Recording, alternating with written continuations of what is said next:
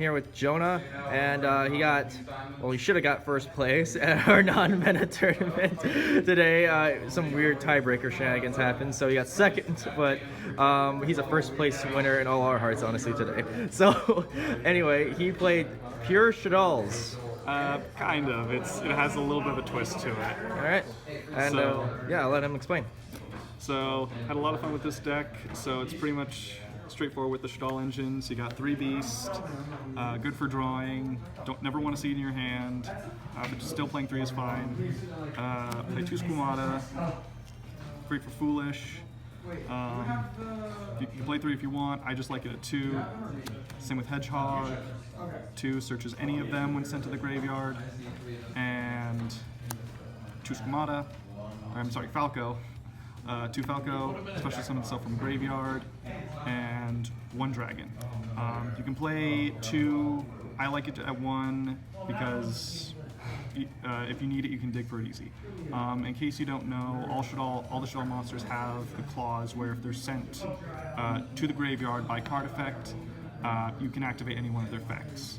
Their flip effects do come up every now and then, but that's more long game. So that's the Shaddoll engine. Then we're playing the artifacts with it. So we're playing 1 Scythe, in case you can't get to Winda.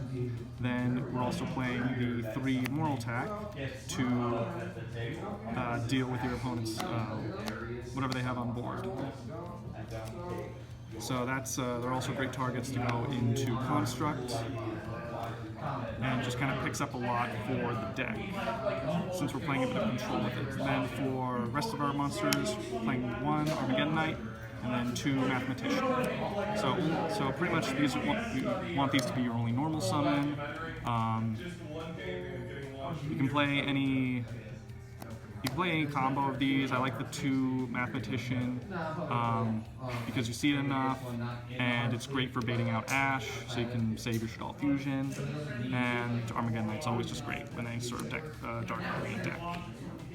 So that's it for monsters. Now for the spells, of course, 3 Shaddoll Fusion. Probably one of the best fusion cards of all time. Fuse any Shaddoll combos for any of your Shaddoll fusion monsters, and the fact you can just dig into your extra deck is super nuts. Just feels bad whenever it gets ashed. Then, of course, we're playing 3 El Shaddoll Fusion, which basically acts as our extra set of Super Poly. Just great when you can just OTK with either Super Poly or El Shaddoll Fusion, and just really sort of control the game that way. 3 Call by the Grave to protect your plays, and then we're playing 2 Into the Void for just a bit more draw power. You could probably swap this out for Dark World Dealings, Allure, whatever you want. I just like Into the Void just because I can, if I have any dead Shaddoll monsters in my hand, I can set up my back row and then just pitch them and get their effects off. So that does it for the spells. Now for traps, we're playing the rest of the artifact engine. We're playing, of course, 3 Trap Trick. Searches for actually a good number of cards in this deck. You can search it for the Artifact Sanctum to get a bit of control on the board. Then we're also playing 3 Lost Wind. I like Lost Wind just because it's still a very solid card. You could easily replace this with Impermanence. The only reason I'm not playing Impermanence is because I am a poor casual. I'll eventually be getting a playset, but for now, Lost Wind is a pretty decent substitute. It can't replace it, but it can cover for it. Then we're also playing 2 Sinister Shadow games. This card is really underrated, unless you're playing Shaddoll. So you activate it and you send any Shaddoll card from your deck to the graveyard. That can be any of your monsters to pop them off, give it advantage with that. And then, kind of as a side thing, if you do happen to have any of your Shaddoll monsters face down, it flips them face up in defense and you can get their flip effects. But again, that's only if you've set up your board like that. And then we're playing the one Shaddoll core, mostly so you can recover any of your Shaddoll Fusion spell cards. Again, if you have your board set up right and you can use it for fusion material, it does count as a Shaddoll monster, and you can make it any attribute, so it can make any of the Shaddoll fusions. So that does it for the main deck. Going on to the side deck now, we're of course playing 3 Shaddoll Construct. There's pretty much no excuse not to play her at 3. You can play her at 2, but I mean, just being able to recycle into another one using Shaddoll Fusion, it just gives you a bit nice advantage. And just tagging them out, especially for if your opponent's trying to target them with a card effect, just to sort of protect it. And we're of course playing 3 Winda. Didn't see her super often.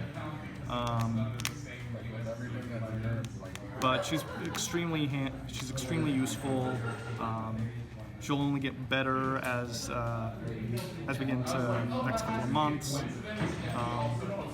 So yeah, no excuse not to play 3 of her. Then for super poly targets, mostly we're playing the 1 Grista and the 1 Shekinaga. Pretty much interchangeable. Shekinaga, if a special summon monster activates its effect, discard a Shaddoll card from hand and negate destroy it. Grista does a similar thing if a monster is special summoned. So mostly for super poly targets, and then we also have Starving Venom, which I didn't make at all, and Mud Dragon, which I only made once, and it didn't really do anything. So then we're also playing 1 Black Rose Dragon. Just making this with Falco and Winda.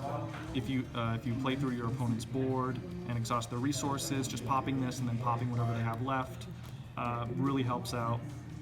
And then for links, which I think I only ever went into them once, we have Phoenix for back row, Underclock, Unicorn, and Borreload. I only ever made Phoenix. I never went into any of the other ones really. You can definitely screw around with the links if you want. It definitely would not hurt though to maybe play any other variant of the Shaddoll Fusions. And like I said, the deck will probably only get better with the coming months and with coming Master Rule 4. Didn't have a side deck for this one because I was lazy, but great options for side deck would be Denko Sekka, Light Target, Great Floodgate. Back row disruption is also great, like Twin Twisters. Another option you could definitely consider if you're playing with the artifacts and with Trapchick is Compulsion. That's cheeky when you can just, Trap Trick, search it, and then just do it on your opponent's turn. So, but yeah, deck works pretty well. Can't say you brick really hard with it. It's just really fun. Yeah, that's all I can really say about it. It's only going to get better with the structure deck and with Master Rule 4, so watch out. Yeah. Thank you, Jonah, for the deck profile. There was one question I had. So I noticed you didn't run Annoy Tillis. Is that was that just personal preference, or? Kind of and kind of not. Just because you don't. Well, I should take that back. In usual play, unless you know you're going up against something like with the frogs or anything like that, Annoy Tortoise doesn't really do a whole lot. If you know you're going up against anything that has a focus on water, then you can play it. Otherwise, I just find her not as useful as compared to Grista or Shekinaga, which you see, which you can see a bit more of those types. So it's all about preference, really, and the circumstance. Probably should have played her, since some people around here definitely love their frogs. But yeah, again, preference. So. Yeah.